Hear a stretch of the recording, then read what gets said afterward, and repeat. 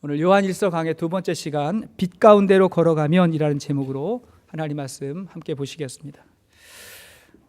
우리나라와 일본의 이 위안부 문제는 양 국가 간의 관계 회복을 위해서 반드시 해결해야 하는 대단히 중요한 문제라고 적어도 우리 나라 사람들 모두는 그렇게 생각을 하고 있습니다. 최근에 한국과 일본 정부가 이 문제를 해결하려고 노력을 해서 극적으로 합의가 된 것으로 여겨졌어요. 그러나 그 이후에 우리나라는 다시 이제 국론이 양분이 되고 의견이 또 갈리는 그런 상황이 되었습니다. 이 일이 이렇게 된 데에는 무엇보다 일본의 책임이 크다고 저는 생각을 합니다. 말 한마디로 천냥빚을 갚는다고 일본 정부의 진심 어린 사과 한마디면 해결될 일을 저리도 오랫동안 끌고 있습니다.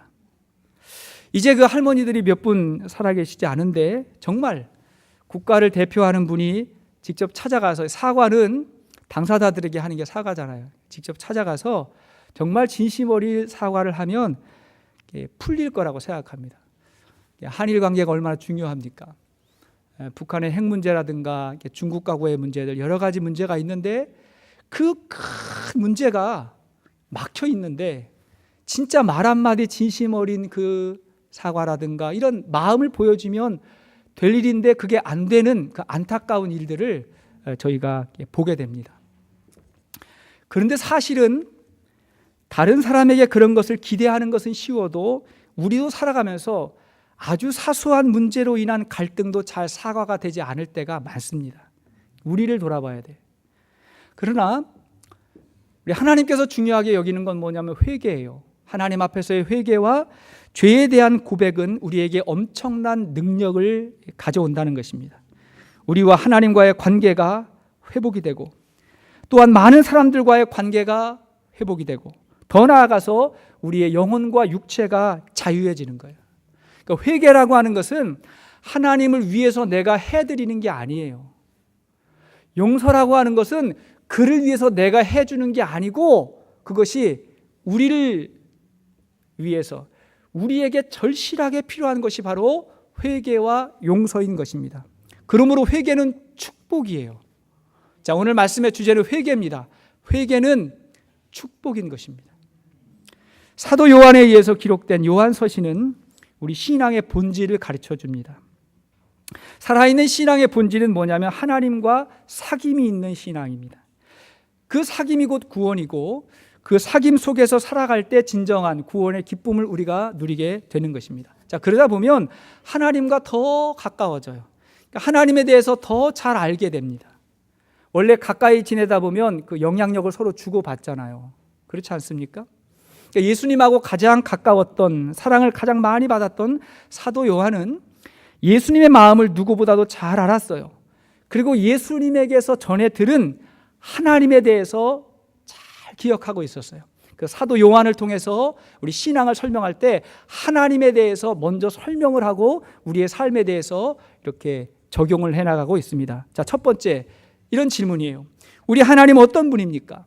자, 하나님 어떠한 분일까? 하나님은 빛이십니다. 5절 말씀입니다. 5절 시작. 우리가 그에게서 듣고 너희에게 전하는 소식은 이것이니 곧 하나님은 빛이시라 그에게는 어둠이 조금도 없으시다는 것이니라. 자, 우리가 그에게서 듣고, 그가 누구예요? 예수님이에요. 예수님에게 듣고 너희에게 전하는 소식이 이것인데 하나님이 빛이라고 그렇게 말합니다. 하나님이 빛이라고 하는 말은 성경에서 굉장히 강조하는 중요한 말이에요. 여기에는 두 가지의 의미가 있다고 생각합니다. 첫째는 빛은 생명의 근원이에요. 모든 생명의 근원이 빛입니다. 만일 이 땅에 빛이 없다면, 태양이 없다면 모든 생명체는 존재하지 못할 것입니다. 빛이고 생명의 근원이고 에너지예요. 근데 사실 우리가 볼 때는 태양이 빛이지만 사실은 저 태양이 만들어지기 이전에도 우리 하나님은 빛으로 존재하셨습니다. 온 세상에 있는 모든 빛은 하나님으로부터 온 것입니다. 그러므로 오늘도 우리를 존재하게 하고 우리가 살아갈 힘과 능력이 하나님에게서 온다는 것입니다. 그게 빛이에요. 또 하나 빛은 자신을 비추면서 세상을 밝히는 거예요. 어둠을 밝힙니다. 그래서 빛이 있는 곳에는 어두움이 사라져요. 사실 어둠이라고 하는 것은 실체가 없는 것입니다. 빛이 없으면 결과적으로 어두워지는 거예요. 춥다고 하는 것도 마찬가지죠. 불이 없으면 결과적으로 추워지는 거예요. 실체가 없는 것입니다. 오늘날 세상이 어둡다고 말하는 것은 죄를 말하는 거죠. 세상이 어둡다, 세상에 죄가 많다. 그래서 온갖 죄악들이, 어두운 일이 벌어지게 되는 거예요. 그 어둡고 우울하고 우리를 절망과 사망으로 이끄는 것은 하나님이 하시는 일이 아니라 하나님의 빛이 가려진 곳에서 벌어지는 일인 것입니다. 세상에는 빛이라고 여겨졌던 일들, 이를테면 철학, 학문, 종교 이런 것들이 많이 있어요. 나름대로 빛이라고 생각을 했던 거예요. 근데 참 빛이 아니었습니다. 예를 들면 18세기에 유럽에서 일어났던 계몽주의 운동 같은 거, 계몽주의, 영어로 인라이트먼트예요. 빛을 비추다 그런 거거든요. 그러니까 인간의 내면에 빛을 비춰서 인간을 깨운다, 자각하게 한다, 그런 의미를 가지고 있어요. 그 계몽주의 운동이 긍정적인 역할도 많이 했어요. 중세 시대의 어둠과 미신과 거짓 종교에서 우리를 깨우게 했어요. 그러나 그 빛은 하나님의 빛이 아니라 인간의 내면에 있었던 그런 빛이었던 거예요. 그것은 성경의 가장 중요한 가르침을 잊은 것입니다. 자, 로마서 3장 23절 말씀 보세요. 로마서 3장 23절 시작. 모든 사람이 죄를 범하였음에 하나님의 영광에 이르지 못하더니. 모든 사람이 죄를 범해서 하나님의 영광이 없다. 그러니까 죄인된 인간에게서 나오는 빛은, 그것은 참 빛이 아니라는 거예요. 세상에는 빛 같아 보이지만 오히려 진실을 가리는 빛도 많이 있어요. 분명히 밝긴 밝은데 참 빛이 아니에요. 여러분, 붉은 빛은 사물을 실체보다 더 아름답고 더 화려하게 보이게 합니다. 거짓된 거예요. 그래서 술집의 조명은 다 붉은 빛이래요. 다 붉은 빛이에요. 그래서 술집에 가면 그 붉은 빛 아래서 다 사람들이 아름답게 보이는데 집에만 오면 그 집에 있는 그 밝은 빛 앞에서 다 보니까 이게 헷갈리는 거예요. 그래가지고 자꾸 이제 그 막 붉은 빛 앞으로 찾아가고 그러지 않습니까? 그래서 이제 거리에 여인들이 있는 그 거리를 뭐라 그래요? 홍등가 그러잖아요. 붉은 빛이 비치는 곳. 왜 그래요? 그러니까 빛은 빛인데 비추곤 있는데 진실된 빛이 아니라는 거예요. 거짓된 빛이라는 거예요. 남자하고 여자하고 선을 볼 때는 밝은 곳에서 봐야지 붉은 조명이 있는 곳에서 보면 그 서로를 속인다는 거예요. 그 빛은 진리가 아닌 것입니다. 그러므로 하나님이 빛이라고 말하는 것은 그분이 참 생명이시고 그분 앞에서 모든 실체가 사실대로 드러난다는 거예요. 세상의 어둠이 드러나고 참되고 바르게 사는 것이 어떤 것인지를 알게 하는 것입니다. 자, 그 빛이 우리를 살리는 생명의 빛인 것인 것입니다. 그분이 하나님이세요. 두 번째로, 하나님이 빛이라고 하는 것을 알게 된다면, 그리고 그분을 받아들였다면 우리가 빛 가운데에서 살아가요. 빛 가운데로 걸어가는 삶을 살아갑니다. 6절을 보십시오. 6절 시작. 만일 우리가 하나님과 사귐이 있다고 하고 어둠에 행하면 거짓말을 하고 진리를 행하지 아니함 이거니와. 자, 이 말은 대단히 중요한 말입니다. 여기에도 두 가지의 의미가 있어요. 첫째는 빛 가운데 거하면 더 이상 어둠 가운데 거하지 않는다는 거예요. 우리가 하나님과의 사귐이 있다고 하는 것은 내 마음에 빛 대신 하나님을 받아들였다는 거예요. 그분하고 사귄다는 거예요. 그럼에도 불구하고 계속해서 죄를 행하고 어둠 가운데 거한다면 그것은 자기 자신을 속이는 거짓이라는 거예요. 그러니까 아주 당연한 논리인 거죠. 이 말은 당시에 있었던 이단, 영지주의자들의 가르침과 연관이 있는 것입니다. 당시에 대표적인 이단이었던 영지주의자들은 철저하게 이원론적인 삶을 살았어요. 그들은 하나님과 영적인 세계 혹은 영적인 지식은 완전한 선이고 거룩하고 깨끗한 것으로 보았습니다. 그러나 물질 세계와 인간 세계는 모든 게 다 죄악으로 봤어요. 자, 이 정도 보면 그럴 수도 있겠다 이렇게 생각하는데 그 다음부터 여러 가지 문제가 벌어지기를 시작했습니다. 그래서 이들은 예수님의 신성은 믿었지만 인성은 믿지를 않았어요. 그 두 가지를 다 믿어야 성경적 신앙이라 했죠. 예수님의 하나님은 믿었지만 인간으로는 믿지 않았다. 거룩한 하나님이 죄악된 인간이 될 수 없다. 그래서 하나님이 인간이 되신 것이 아니라 인간으로 변장하고 왔다. 뭐 그런 논리를 펴기 시작했습니다. 그들의 주장이 굉장히 미숙한 주장일 수밖에 없는 것은 그들은 우리가 영적인 구원을 받았다면 죄 가운데 사는 것은 아무런 문제가 없다. 이렇게 이야기했어요. 구원은 영혼이 받는 거지. 우리가 지적인 깨달음이고 영적인 깨달음이지 육체가 구원받는 건 아니다. 그러므로 구원받은 사람도 얼마든지 죄 지을 수 있고 괜찮다. 그럴 수밖에 없다. 이렇게 합리화하기 시작을 했습니다. 오늘날 교회 안에서 이와 비슷한 생각을 가지고 있는 사람들이 종종 있어요. 자기는 구원받았다고 말합니다. 구원의 확신이 분명하다고 말해요. 어릴 적부터 신앙생활을 했고 성경도 알고 봉사도 하고 열심히 신앙생활을 하는 것 같아요. 그런데 세상 속으로 들어가면 세상 사람하고 전혀 다르지가 않은 거예요. 남을 속이고 비난하고 정죄하고 거짓말을 하고, 여러분이 특별히 거짓말을 한다는 건 굉장히 이거는 마귀가 거짓의 영이잖아요. 그러니까 성령의 사람은 혹시 실수할 수 있지만 거짓은 해가지 않습니다. 그러나 비난하고 정죄하고 거짓을 하는데 그 마음에 그리스도의 성품이 들어있지 않는 거예요. 그러고도 그것이 전혀 문제가 없다고 생각하는 경우입니다. 그러나 오늘 성경은 그러한 가르침을 철저하게 거부합니다. 이는 거짓말을 하는 것이요 그 속에 진리가 예수님이 없는 사람이라고 말합니다. 빛 대신 하나님을 믿는다면 육체의 거룩함이 따라온다는 거예요. 그래서 우리가 계속해서 어둠 가운데 머물 수 없다는 것입니다. 첫 번째 의미고요. 두 번째는 그렇다고 여러분들이 제 말을 오해해서 예수님을 믿는 사람은 전혀 죄가 없다거나 죄를 전혀 지지 않는 사람이라고 그렇게 오해하면 안 됩니다. 이 말의 또 다른 의미는 뭐냐면 자기 죄를 드러낸다 그런 말이에요. 자, 우리가 빛 가운데로 걸어간다는 것은 자기 죄를 드러내며 사는 삶을 말하는 것입니다. 자, 그 증거가 7절 말씀이에요. 7절을 보십시오. 7절 시작. 그가 빛 가운데 계신 것 같이 우리도 빛 가운데 행하면 우리가 서로 사귐이 있고 그 아들 예수의 피가 우리를 모든 죄에서 깨끗하게 하실 것이요. 자, 보세요. 그가 빛 가운데 계신 것 같이 우리도 빛 가운데 행하면 그랬어요. 자, 우리가 누굽니까? 예수 믿는 사람이에요? 안 믿는 사람이에요? 믿는 사람이죠. 우리도 빛 가운데 행하면 그 다음 결과를 보세요. 우리가 서로 사귐이 있고 서로 간에 교제가 된다는 거예요. 그 다음에 그 아들 예수의 피가 우리를 모든 죄에서 깨끗하게 하실 것이요. 자, 예수가 우리를 깨끗하게 하실 거라는 거는 죄가 있다는 거예요? 없다는 거예요? 있다는 거죠. 죄가 없으면 어떻게 깨끗하게 해줘요? 죄가 있으니까 예수님이 깨끗하게 해준다는 거예요. 그러므로 우리가 빛 가운데로 걸어간다고 하는 것은 전혀 죄가 없다는 말이 아니라 사실은 자기의 죄를 드러내면서 산다는 것입니다. 굉장히 중요한 의미예요.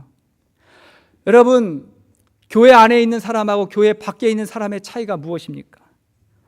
교회는 완전한 사람이 모이는 것이 아니라 불완전한 사람들이 혹은 죄인들이 모이는 것입니다. 그러나 차이가 있다면 우리들은, 저와 여러분들은 자기의 죄와 허물을 인정하고 살아가는 사람을 말하는 것입니다.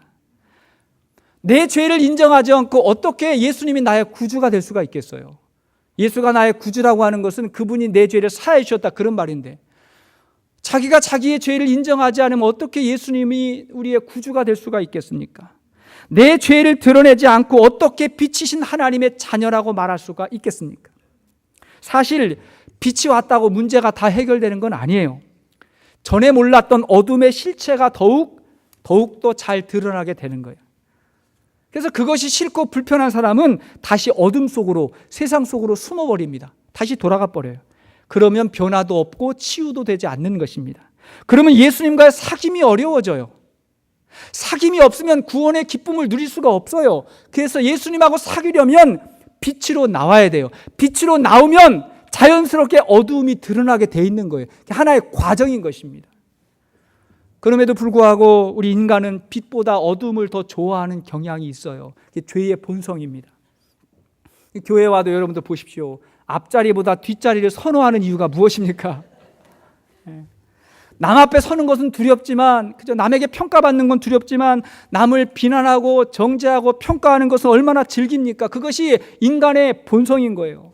예전에는 그게 죄라는 것도 모르고 우리가 그냥 살았어요. 그런데 하나님의 빛이 우리 마음 가운데 찾아오니까 우리의 마음 가운데 있었던 가장 깊은 차원에 있었던 그 죄와 그 교만까지도 다 드러나게 되는 것입니다. 그게 빛 가운데 행하는 거예요. 자, 그렇다면 세 번째, 그럼 우리는 어떻게 살아야 될까요? 빛 가운데로 걸어가는 삶은 비로소 진정한 회개의 삶을 말하는 것입니다. 자, 죄를 드러낸다는 것은 이제 회개가 시작됐다는 거예요. 회개가 시작이 됐어요. 많은 사람들이 회개를 못하는 이유가 있어요. 자신에게 죄가 없다고 생각하든지 아니면 나 정도의 죄는 누구에게나 있다고 생각을 하는 것입니다. 그러나 이 죄라고 하는 것은 사람의 기준을 가지고 하나님 앞에 나가는 것이 아니라 완전히 빛 대신 하나님 앞에 나가는 거예요. 그 하나님 앞에서 내가 어떤 사람이냐, 성경은 그걸 말하는 거예요. 그게 8절입니다. 8절 시작. 만일 우리가 죄가 없다고 말하면 스스로 속이고 또 진리가 우리 속에 있지 아니할 것이요. 하나님의 기준으로 볼 때 죄인이 아닌 사람이 없다는 거예요. 그건 스스로를 속인다는 거예요. 세상에서 죄에서 자유로운 사람은 아무도 없습니다. 무식한 사람은 좀 무식하게 죄를 지어서 좀 잘 들키는 것이고, 유식한 사람은 조금 세련되게 죄를 지어서 잘 안 들키는 거예요. 그 차이예요. 그 차이. 예수 믿고 거듭났어도 마찬가지입니다. 그런데 중요한 건 뭐냐면 하나님께서 우리가 얼마나 큰 죄를 지었느냐 안 지었느냐 거기에 하나님의 관심이 있는 게 아니라 우리가 얼마나 솔직하게 자기의 죄를 인정하고 그것을 고백하며 살아가고 있느냐, 하나님의 관심은 거기에 있는 것입니다. 그래서 하나님이 먼저 요구하시는 게 있어요. 그게 9절 말씀이에요. 9절. 자, 9절 시작. 만일 우리가 우리 죄를 자백하면 그는 미쁘시고 의로우사 우리 죄를 사하시고 우리를 모든 불의에서 깨끗하게 하실 것이요. 자, 여기서 자백이라고 하는 말은 죄에 대해서 하나님에게 동의한다, 하나님 앞에 동의한다는 말이에요. 자기 혼자 자백하는 것은 회개가 아니고 후회입니다. 그러나 회개는 자기 혼자가 아니에요. 하나님 앞에서 내 죄를 자백하고 동의하는 거예요. 그러면 하나님이 우리 죄를 사하시고 모든 불의에서 우리를 깨끗하게 해 주실 것입니다. 믿습니까? 그게 회개의 축복이에요. 하나님이 우리의 모든 죄를 다 아시는데 왜 자백을 받고 싶어 할까? 우리가 자백할 때까지 왜 기다리실까요? 그것은 우리를 용서하시기 위해서 그렇습니다. 그리고 그 죄에서 건져주시기 위해서 그런 거예요. 우리가 우리 자녀들을 기를 때, 양육할 때 자녀가 죄를 짓거나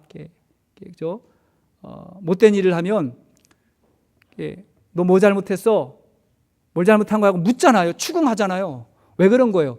죄책감을 주려고 그러는 게 아니에요. 그가 고백을 해야 용서해 주려고, 용서가 돼야 똑같은 실수를 반복하지 않기 때문에 부모도 그러는 거예요. 하나님도 마찬가지인 거예요. 아담과 하와가 선악과를 따먹고 죄를 지었습니다. 하나님은 모든 걸 다 아시지만 아담을 찾아오셔서 부르셨어요. 아담아, 아담아, 내가 어디 있느냐 부르셨어요. 하나님은 아담이 어디 있는지, 왜 숨었는지를 다 알고 계십니다. 그런데 하나님께서 왜 그렇게 부르실까요? 아담에게 회개할 기회를 주신 거예요. 그때 아담이 나무 뒤에 숨지 말고 하나님 앞에 나와서, 하나님, 제가 하나님이 금하신 선악과를 따먹었습니다. 제가 큰 죄를 지었습니다. 하나님 용서해 주세요 라고 말했다면 아마 이 역사가 어떻게 달라졌는지 아마 모를 거예요. 그런데 아담은 죄의 고백이 아니라 핑계를 대기 시작해요. 이 핑계와 불평은 죄인의 모습에서 가장 흔하게 나타나는 모습이에요. 그 전까지는 그게 감사하고 기쁨이었는데 죄인된 모습은 뭐냐면 핑계를 대요. 불평을 하기 시작합니다. 아담이 이렇게 이야기했어요. 하나님이 나에게 주신 여자 때문에 그랬습니다. 그전에는 너무 좋았고 너무 감사했는데 이 여자 때문에 그랬습니다. 이 여자는 이렇게 말합니다. 이 뱀 때문에 그랬습니다. 자백을 하지 못해요. 고백을 하지 못하는 거예요. 죄의 고백이 이렇게 중요하지만 한편으로는 좀 힘든 거예요. 결국 이들이 하나님과의 관계가 끊어졌고 그게 어둠이고 그게 영적인 죽음인 것입니다. 관계에 단절이 왔어요. 뭐 때문에? 죄 때문에. 고백을 하지 못했던 것입니다. 여러분, 부부싸움을 하고 나서 내가 잘못했다고 그렇게 말하면 쉽게 넘어갈 일이 그 잘못을 인정하기가 어려워서 굉장히 힘든 경우가 있잖아요. 내가 잘못했다고 말하면 되는 거거든요, 사실은. 관계를 굉장히 중요하게 여기는 사람, 더 높은 가치를 아는 사람은 사실 갈등이 벌어지면 잘못했다는 말부터 먼저 하는 거예요. 왜? 관계가 중요하니까. 잘못했다고 먼저 말한 다음에 돌아서 가지고 근데 내가 뭘 잘못한 거야? 이렇게 묻는 거예요. 왜요? 관계가 더 중요하니까. 말 한마디면 되는 거거든요. 사람 사이에도 다툼이 벌어졌을 때 내가 미안합니다 하면 인정되는데 그걸 잘 못해요. 자기의 자존심, 교만이 꺾이질 않아가지고 그렇습니다. 그런데 빛 가운데로 가면 그게 보이는 거예요. 하나님 앞에 회개하지 않을 수 없고 사람 앞에서 잘못을 시인하지 않을 수 없는 것입니다. 죄가 많은 사람이 회개하는 게 아니에요. 하나님 앞에서 살아가는 사람이 회개하는 것입니다. 말 한마디 한다고 그 죄가 사해질까요? 말 한마디가 그렇게 대단할까요?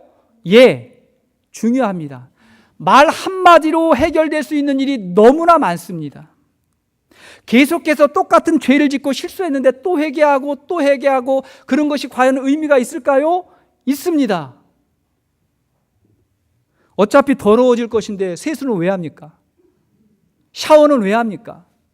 어차피 더러워질 거라고 생각하고 안 하면 한 열흘, 한 달 정도 씻지 않으면 냄새가 나가지고 그 사람 옆으로 가기가 어려울 거예요. 어차피 우리에게 죄의 모습이 있지만 회개함으로 계속해서 씻어내기 때문에 그래도 우리가 함께 할 수 있는, 함께 살아갈 수 있는 그러한 삶이 되어지는 것입니다. 회개가 중요한 거예요.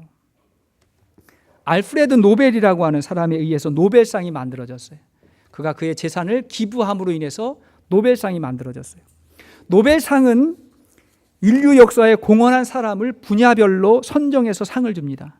노벨 평화상, 의학상, 문학상, 물리학상 여러 가지 분야를 주는데 그런데 그 분야에 종교가 빠진 거예요.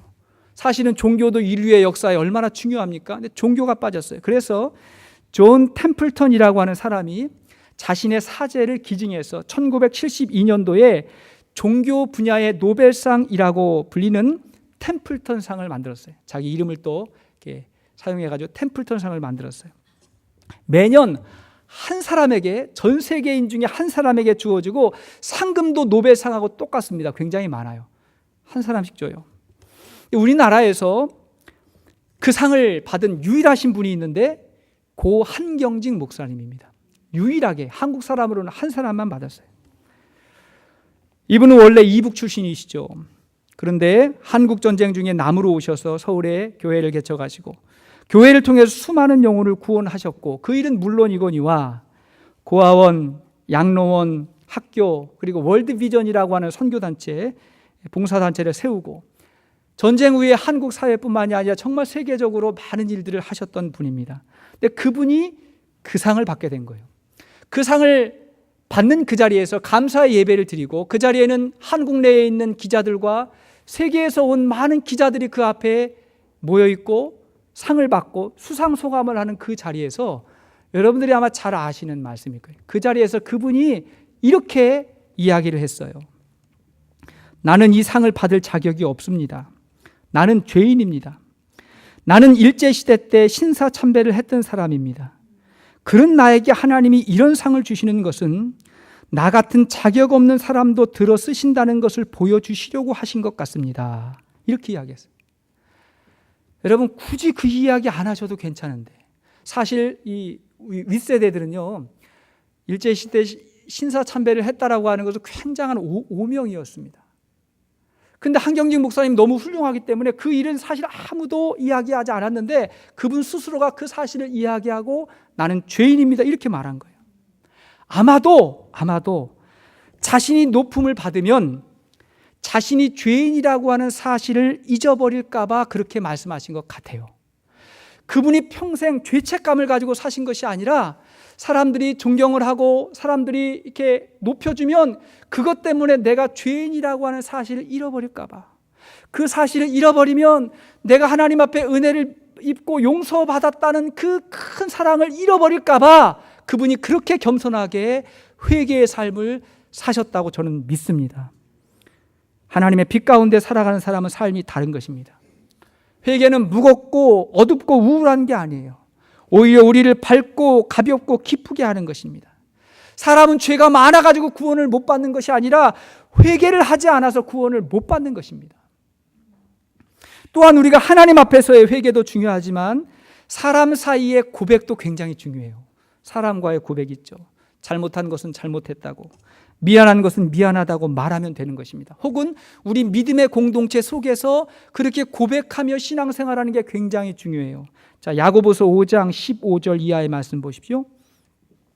야고보서 5장 15절 시작. 믿음의 기도는 병든 자를 구원하리니 주께서 그를 일으키시리라. 혹시 죄를 범하였을지라도 사하심을 받으리라. 그러므로 너희 죄를 서로 고백하며 병이 낫기를 위하여 서로 기도하라. 의인의 간구는 역사하는 힘이 큼이니라. 자, 믿음의 기도는 병든 자를 구원하리니 주께서 그를 일으키시리라. 혹시 죄를 범하였을지라도.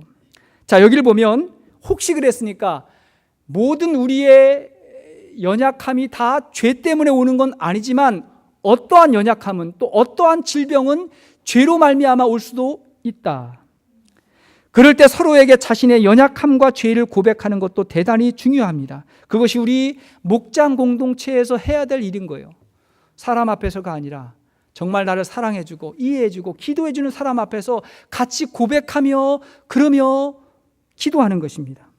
우리가 고백하지 못하고 용서하지 못한 문제가 우리의 마음과 육체를 병들게 할 수도 있기 때문에 그런 것입니다. 제가 예전에 그 이동원 목사님의 책 가운데 이런 이야기가 소개가 되었어요. 그분이 예전에 미국에서 목회할 때 이런 일이 있었답니다. 한 번은 한 여인이, 그 교회의 성도는 아니었어요. 한 여인이 목사님 예배에 참여하고 목사님과 상담받기를 원했어요.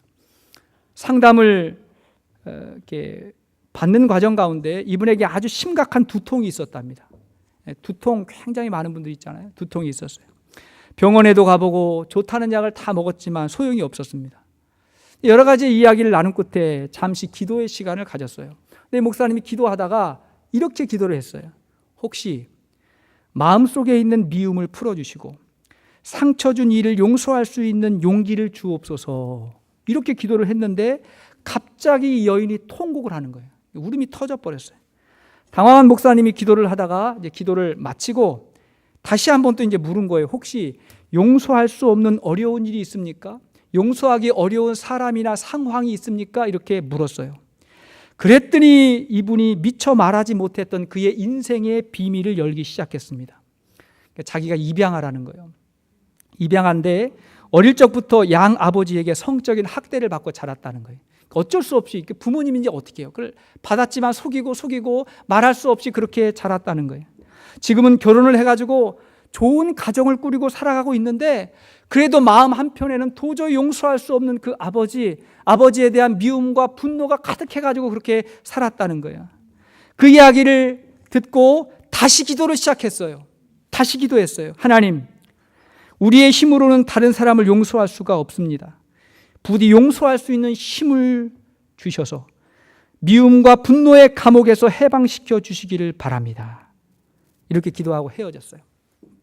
그 후에 며칠 있다가 이분에게 전화가 걸려왔어요. 전화가 왔는데 목사님 이상하게 두통이 사라졌어요. 며칠 지났는데 아주 상쾌해요. 너무 기분이 좋아요. 그렇게 전화가 왔다는 거예요. 여러분, 이러한 상황들은 좀 이렇게 깊이 상담을 하거나 내적 치유를 하다 보면 굉장히 흔한 이야기입니다. 누구나 다 마음 가운데 가지고 있는 어떤 상처나 아픔과 미움이 있어요. 그걸 해결하는 것이 신앙생활이에요. 회개가 하나님을 위해서 하는 것이 아니라 날 위해서 하는 것이듯이 용서도 그를 위해서가 아니라 날 위해서 용서할 수 있기를 바랍니다. 그래야 우리의 영혼과 육체가 하나님 앞에 온전해지는 것입니다. 말씀의 결론을 맺어요. 우리의 구원은 하나님의 약속에, 말씀에 기초한 거예요. 구원이라고 하는 것은 감정이나 느낌이 아니에요. 하나님의 약속에 대한 신뢰가 곧 믿음인 것입니다. 자, 그게 10절 말씀이에요. 10절 시작. 만일 우리가 범죄하지 아니하였다 하면 하나님을 거짓말하는 이로 만드는 것이니 또한 그의 말씀이 우리 속에 있지 아니하니라. 자, 우리가 범죄하지 않았다, 우리가 죄인이 아니라고 하는 것은 하나님을 거짓말하는 자로 만드는 거다. 그러니까 하나님이 진리일진데 어떻게 우리가 하나님 앞에 회개하지 않을 수가 있냐, 그런 것입니다. 하나님은 빛이십니다. 그 빛 대신 하나님을 온전히 영접하십시다. 그러면 어둠이 보여요. 그럼 죄가 보여요. 그럼 두 가지가 가능해져요. 하나는 회개고 하나는 용서입니다.